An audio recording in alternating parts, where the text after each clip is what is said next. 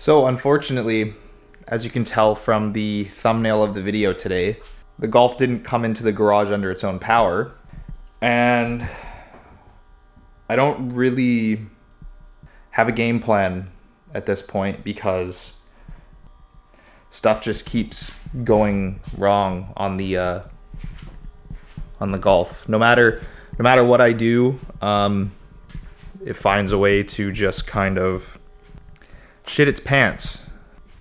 And the part that actually failed this time was this thing right here. This is half of it, actually. It's an injector tension plate for the TDI. And yeah, so I don't know if you're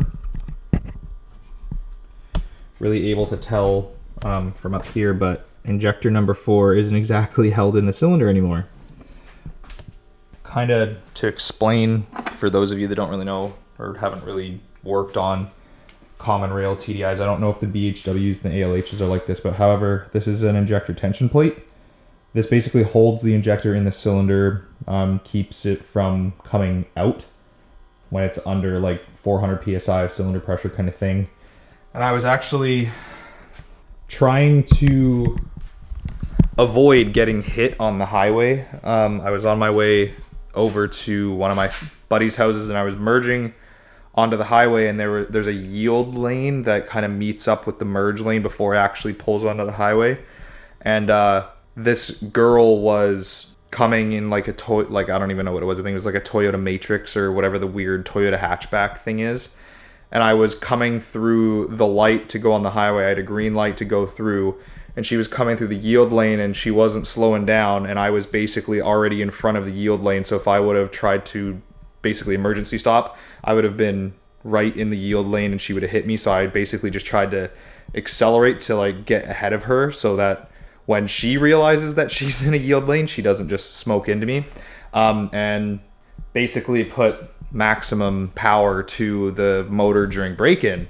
And I guess it's kind of a good thing that I did that, because if this would have broken during like really hard driving or on like a racetrack or somewhere really far away from home, like I was literally only 5 minutes away from the house, so it was, I guess, a blessing in disguise a little bit. But yeah, that would have been a bit of a pain in the ass. So with that being said, I don't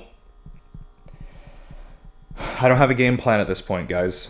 I was gonna make this video yesterday, right when it happened, but I kind of thought that was gonna be a bad idea because it would have just been me having this conversation more with emotions rather than the logic. But at this point, I really don't know what to do anymore with this car. I feel kind of dumb in the first place that I'm even trying to build a diesel to be fast. There's building diesel trucks and like straight sixes and that kind of thing, but building a diesel 4-cylinder to be fast and like to race and that kind of thing was probably not the best idea from the get-go. And at this point, I don't really know if we can fix what's wrong with the engine, because aside from just replacing the tension plate, like that would be easy. They're like $11 online. They're super cheap. It's not a big deal. But the problem that we have is this. So this is the old CJAA that was in the car. So these are the injector tension plate studs here and here for each cylinder. And as you can see, they're straight up and down, no bending, nothing like that. But if you come over to the new engine, and I don't know if you'll be able to really see the stud in the engine on the remaining piece of the tension plate, if we come at it from a different angle, it's not straight. And neither is the one on this side. This one's even worse, if I can get it to focus in there.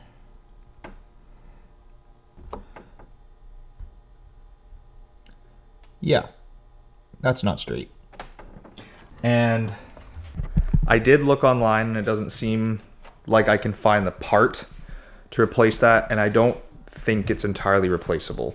And so with that stud, at least I can't find it online. If it's not replaceable, that really leaves us with one option, or I guess two, and I don't think you guys are really gonna like the second option. If someone on here knows where I can find those studs, it's the stud that goes through the cam cover, or the cam cradle, the piece that holds the cams down onto the engine. They're not cam caps, it's a whole like cam one piece metal bit that holds the cams down. That stud that goes through to hold it down with the bolt for the cam cradle and to add another nut on top to hold the tension plates down. If someone on here that knows the common rail 2-liter better than I do, knows where I can find that, please shoot me a link in the comments, or DM me on Instagram. My Instagram is in the bottom of all my videos, so you can message me there. That would be sick, because I don't really want to have to pull the motor apart and do anything super intense unless I have to. So the first option for what we can do, if these studs aren't replaceable, is we have one motor, we have two motors. This is a CJAA head, this is a CBEA block. Technically that head would fit directly onto this block. Now, I don't really want to do that because you guys know I've already spent so much time and so much money building this car, and I literally haven't even gotten to drive at 1,000 kilometers with the built engine in it.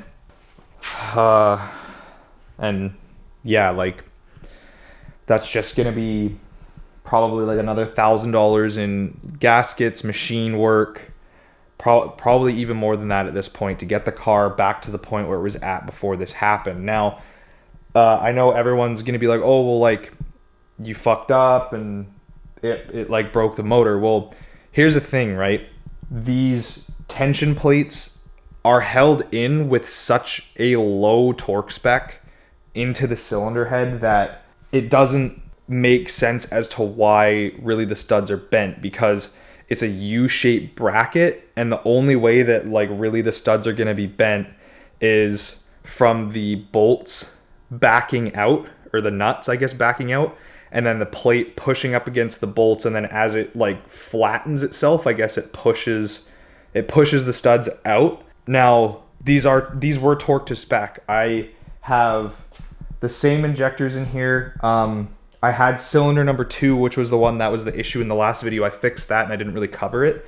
I fixed that one, and I actually Loctited those nuts onto that tension plate, and then I pulled all of the covers out for all 4 injectors. I checked them all for torque spec, and I actually did Loctite all of them and retorqued them to the specific spec. So it's just kind of luck of the draw, and more or less, I guess, the fact that the tension plate actually snapped in half. I guess they were just worn out. Like I said, I guess they are a wearable part, as you can buy them online. But yeah, I don't really want to resort to option 2 for the Golf, because I know a lot of you guys on the channel are more or less here to see the TDI build versus actually here to see like kind of what I'm building, which fair. It's a cool car. Like, there's lots of stuff going on to it. It's should be fast when the motor's done breaking in, but I'm not some huge massive YouTuber with exorbitant amounts of money where I can just open the wallet and throw it in the engine bay and things happen. It doesn't work like that for me. I would really like it to one day, but with how much money has been sunk into this car, option 2 at this point is giving up on the Golf. Now, I don't want to, because it's different. No one really builds super fast TDIs, and I like being different, having something different, and I've done pretty much everything that I've wanted to make this car my own. But at this point, financially speaking, fixing it, making it run, if we run into more issues because we're making a shitload of power, is just something that financially isn't really working out for me.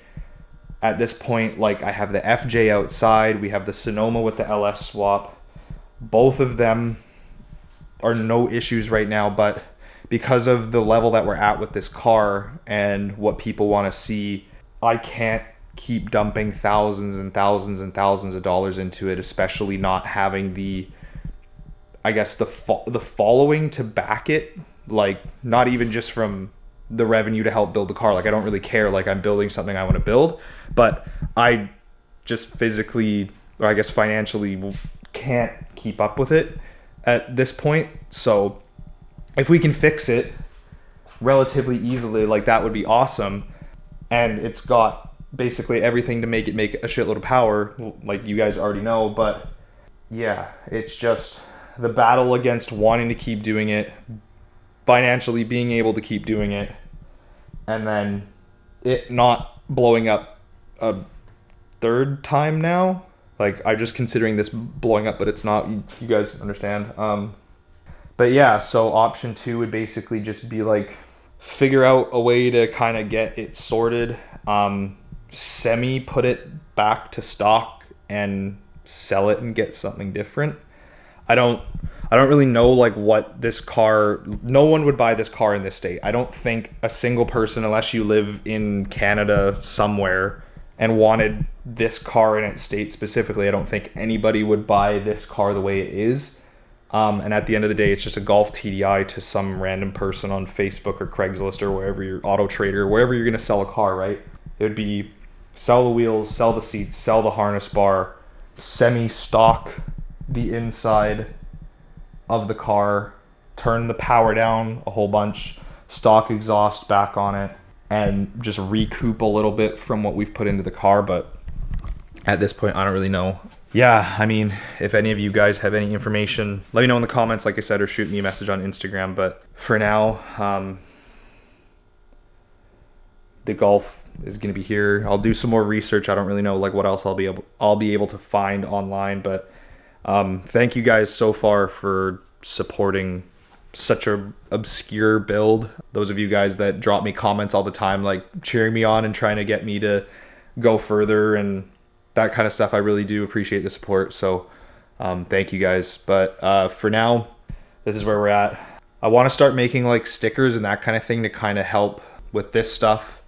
Just a little kickback kind of thing. So if you guys want to check out that stuff, go follow the Instagram that I'm gonna kind of like make designs and stuff, and I'll post stuff there. It's Wreckless Co. I'll put the link is also always in the description of the video for that stuff. The stickers that I'm gonna make kind of look like this. So like that. There's some other designs that I have as well, but that's just kind of like one of the OG ones that I made, just on the banner of the Golf. But yeah, anyways guys, thank you for the support so far as always. But for now, peace out. I'll keep you guys posted on what I decide to do, and if I figure stuff out. See you in the next video.